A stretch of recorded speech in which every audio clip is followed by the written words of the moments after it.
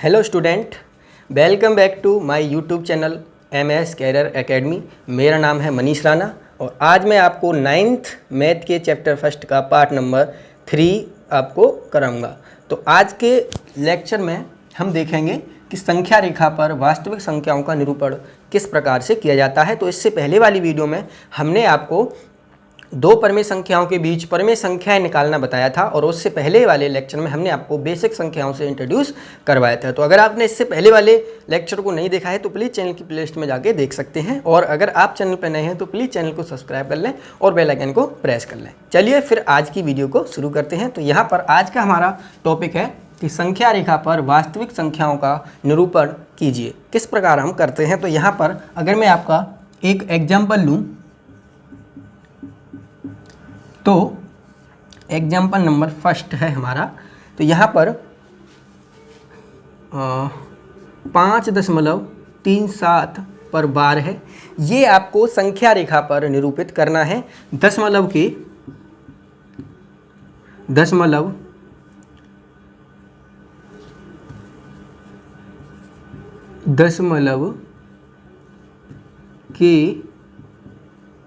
3 स्थानों तक। तो देखिए, दशमलव के 3 स्थानों तक आपको इस संख्या को संख्या रेखा पर निरूपित करना है। तो देखिए, इसके लिए सबसे पहले आपको क्या करना पड़ेगा, एक संख्या रेखा बनानी पड़ेगी। तो सबसे पहले मैं आपको बताता हूँ। सबसे पहले आपको क्या करना है कि ये देखना है कि ये जो देखिए 3 स्थानों का मतलब है, देखिए 7 के ऊपर बार लगा हुआ है, इसका मतलब है ये 777 की बार बार आवृत्ति हो रही है। तो यहाँ पर आपको क्या करना है, 3 स्थानों तक मतलब 5.377। तो ये आपके 3 अंक हो गए। ये इस संख्या को संख्या रेखा पर निरूपित करना है। तो सबसे पहले आप क्या करेंगे कि ये देखेंगे कि ये संख्या किन दो संख्याओं के बीच आती है। देखिए 5.37 है ये, तो ये 5 और 6 के बीच में आएगी। तो आप क्या करेंगे, एक संख्या रेखा बनाएंगे और इसे हम 5 और 6 के बीच 10 बराबर भागों में बांट लेंगे। तो ये आपका हो जाएगा 5.1, ये 5.2, 5.3, 5.4, 5.5, ये 5.6, 5.7, 5.8 और ये आपका 5.9 और ये हो जाएगा आपका 6। तो अब आपको यहाँ पर ये देखना है कि अब ये 5.377 किन दो संख्याओं के मध्य आती है। तो आप बताइए 5.3 और 5.4 के बीच में आएगी, क्योंकि देखिए 5.4 तो नहीं है, उससे कम है। तो ये 5.4 से कम यहाँ होगा और 5.3 से आगे यहाँ होगा। तो आपको क्या करना पड़ेगा, इन दो संख्याओं के बीच में आपको 10 बराबर हिस्से करने पड़ेंगे। तो चलिए करते हैं ये। तो ये आपका हो जाएगा 5.3 और चलिए इसको बांट लेता हूँ मैं। तो ये हो जाएगा 5.31, 5.32, 5.33, 5.34, 5.35, 5.36, 5.37, 5.38 और 5.39 और ये हो जाएगा 5.4। तो यहाँ पर आपने क्या किया कि 5.3, तो यहाँ पर मैं लिख देता हूँ, यहाँ लिख देता हूँ इसे 5.2। तो यहाँ से इसके और इसके मध्य में इसको बांट लिया ऐसे। तो देखिए हमने क्या किया, इन दो संख्याओं के बीच हमने 10 बराबर हिस्से कर लिए और इसको बड़े रूप में दिखा दिया। तो अब देखिए, अब आपका संख्या क्या है, 5.37। तो देखिए 5.37 यहाँ पर है। तो अब ये संख्या इन दोनों संख्याओं के बीच में आएगी। हम धीरे धीरे उस पॉइंट तक पहुँचेंगे जहाँ पर हमको पहुँचना है। तो अब हम क्या करेंगे, अब हम इसके 10 हिस्से करेंगे इन दो संख्याओं के बीच के। तो यहाँ पर ये हो जाएगा आपका 5.37, अंदर करेंगे 5.371, 5.372, 5.373, 5.374, 5.375, 5.376, 5.377, 5.378 और 5.389 और ये हो जाएगा आपका 5.38। यही तो इन दोनों को तो हमने बांटा है। तो यहाँ पर अब हमने क्या किया कि इन दो संख्याओं के मध्य के भाग को 10 बराबर हिस्सों में बांट लिया। तो अब आपको यहाँ दिखा देना है ये चीज़ कहाँ से कहाँ तक बांटा है। 5.37 ये और ये। अब देखिए, अब यहाँ पर देखिए कि अब आपका प्रॉपर संख्या कहाँ है। देखिए ये 5.377 यहाँ पर है। तो अगर मान लीजिए मैं इस बिंदु को नाम ए दे दूँ तो ए बिंदु आपका 5.377 को व्यक्त करेगा।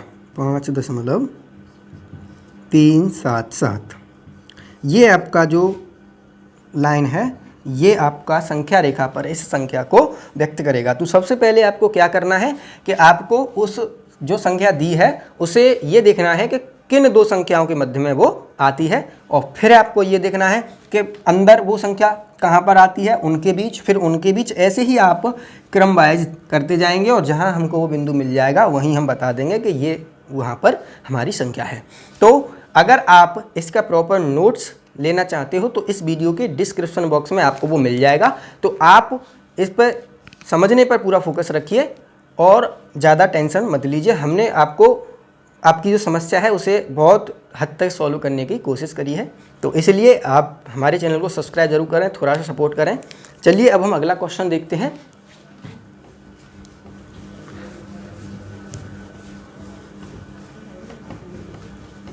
तो देखिए ये तो आपकी परिमेय संख्याओं की बात है। अब अगर मान लीजिए कोई अपरिमेय संख्या हो तो उसे आप कैसे निरूपित करेंगे, तो उसकी और मैं आपको एक दो उदाहरण दे देता हूँ। तो चलिए उदाहरण नंबर 2। तो अगर मैं बोलूँ √2 को संख्या रेखा पर व्यक्त करो, √2 को संख्या रेखा पर व्यक्त करो। तो देखिए इसके लिए क्या करेंगे हम, ध्यान से समझिएगा, बहुत सिंपल है, बस आपको एक बार ध्यान से देखना है। तो यहाँ पर मान लीजिए 0, ये आपका -1, -2 और -3, और यहाँ पर 1, 2 और ये आपका 3। तो आपको क्या करना है, सबसे पहले यहाँ से यहाँ तक एक इकाई का एक लाइन खींचना है। तो ये 0 से 1 तक एक इकाई हो जाएगा, एक इकाई है, ये एक यूनिट है, ये यहाँ से यहाँ तक 1 लिख देता हूँ मैं। अब देखिए, अब मैं यहाँ पर अगर एक इकाई का एक लंब डाल दूँ, ऐसे एक इकाई का मैंने लंब डाल दिया, तो इसको अगर मैं ए मान लूँ, इसे बी और इसे सी, और फिर एक को ए को सी से मिलाता हूँ, तो देखिए ये एक समकोण त्रिभुज बन जाएगा। तो ये भी एक इकाई है, एक इकाई। तो ये समकोण त्रिभुज है ABC। तो अब हम क्या करेंगे, अब इसे हल करेंगे कि समकोण त्रिभुज ABC में, समकोण त्रिभुज ABC में हम पाइथागोरस प्रमेय लगा सकते हैं। तो क्या हुआ, वो कर्ण का वर्ग, तो कर्ण कितना है AC का स्क्वायर, और आधार कितना है 1, तो 1 का स्क्वायर, और लंब कितना है 1, तो 1 का स्क्वायर। ये हो जाएगा 1 का स्क्वायर 1, 1 का स्क्वायर 1, यानी 1 और 1 2। तो यहाँ से मैं अगर AC निकालूंगा तो वो आ जाएगा √2। तो यहाँ से ये आपका कर्ण आ गया √2। अब आप ध्यान से समझिएगा, जब भी हमको कोई √2, √3, √5, √10 आपको संख्या निकालनी हो, व्यक्त करनी हो संख्या रेखा पर, तो आप वहाँ पर क्या करेंगे, कर्ण के रूप में ऐसा एक त्रिभुज फाइंड करेंगे जिसके कर्ण के रूप में क्या हो जाए, आपका एक जो कर्ण है वो संख्या मिल जाए। जैसे हमको यहाँ √2 को व्यक्त करना था तो √2 मिल गया, और वो निकालना कैसे है वो मैंने आपको प्रोसेस बता दिया कि आप इसको एक इकाई लेंगे और इसको एक इकाई लेंगे और ये एक समकोण त्रिभुज बन जाएगा, कर्ण निकालेंगे तो वो √2 आएगा। अब आपको क्या करना है, देखिए ध्यान से समझिएगा। अगर मैं AC को त्रिज्या ले लूँ और बिंदु A को केंद्र मान लूँ और ऐसे एक वृत्त खींचूँ, तो जब मैं x अक्ष की धन दिशा में एक वृत्त खींचूंगा तो कुछ इस प्रकार ऐसे खींचूंगा। तो जिस बिंदु पर ये वृत्त काटेगा वही बिंदु आपका उस संख्या को व्यक्त करेगा।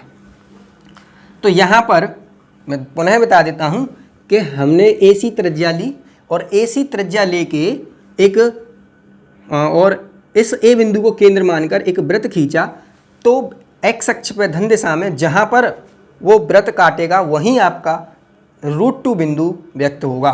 तो ये बात आपको लिखनी पड़ेगी। तो आप यहाँ पे समझ गए होंगे, वो चीज़ मैंने सारी नोट्स में अच्छी तरीके से लिखी है। इस वीडियो के डिस्क्रिप्शन बॉक्स में से डाउनलोड कर लेना, तो वहाँ पर कोई भी आपको परेशानी नहीं होगी। चलिए मैं आपको एक और उदाहरण के माध्यम से समझाता हूँ। तो अब जो हमारा अगला उदाहरण है वो है √3। तो √3 को आपको संख्या रेखा पर व्यक्त करना है। तो प्रोसेस वही है, सबसे पहले आपको संख्या रेखा बनानी है। 0, 1, 2 और ये आपका 3, यहाँ -1, -2 और ये आपका -3। तो सबसे पहले आपको क्या करना है, एक इकाई डिस्टेंस लेना है। तो यहाँ से यहाँ तक मैंने एक इकाई डिस्टेंस ले लिया और एक इकाई का इस पर लंब डाल दिया। मान लीजिए ये बिंदु A और ये B, इसको इससे जब मैं मिलाऊंगा तो ये बिंदु हो जाएगा C। तो ये भी एक इकाई है, एक इकाई। अब देखिए, अब ये √2 निकलेगा पिछले क्वेश्चन की तरह। तो हमको तो √3 चाहिए। अब हम क्या करेंगे, यहाँ से एक इस पर लंब डालेंगे, इस C बिंदु पर लंब डालेंगे इस प्रकार, और एक इकाई का लंब डालेंगे, ये भी एक इकाई है, और फिर इसको इस बिंदु से मिला देंगे यहाँ इस प्रकार। तो हमने मिला दिया और इस बिंदु को मान लिया D। अब ये भी देखिए एक समकोण त्रिभुज बन गया है ACD। तो अब हम लिखेंगे समकोण त्रिभुज ACD में। तो समकोण त्रिभुज ACD में हम क्या करेंगे, पाइथागोरस प्रमेय लगा सकते हैं। तो ये आपका, ये देखिए ये आपका कर्ण हो जाएगा AD। तो AD का स्क्वायर, पाइथागोरस प्रमेय क्या होता है, कर्ण का स्क्वायर बराबर आधार का स्क्वायर प्लस लंब का स्क्वायर। तो आधार हो जाएगा √2, तो √2 का स्क्वायर प्लस लंब हो जाएगा 1, तो 1 का स्क्वायर। तो √2 का स्क्वायर 2 और 1 का स्क्वायर 1, तो ये कितना हो जाएगा 3। तो यहाँ से AD की वैल्यू √3। मैंने आपको बताया था कि हम कैसे भी करके कर्ण को वो संख्या लेके आते हैं जो हमको बतानी है। अब आपको क्या करना है कि आपने प्रकाल में बिंदु A को केंद्र मानकर और AD त्रिज्या लेकर ऐसे करके एक वृत्त खींचना है। तो आपका वृत्त x अक्ष पर जिस बिंदु पर काटेगा वही बिंदु आपका √3 को व्यक्त करेगा। ऐसे ये इस प्रकार से यहाँ पर काटेगा, तो ये आपका बिंदु √3 को व्यक्त करेगा, और इसको मान लेता हूँ मैं P। और देखिए ये आपका √2 को व्यक्त करेगा, इसको मान लेता हूँ मैं Q। तो ये आपका हो जाएगा √2।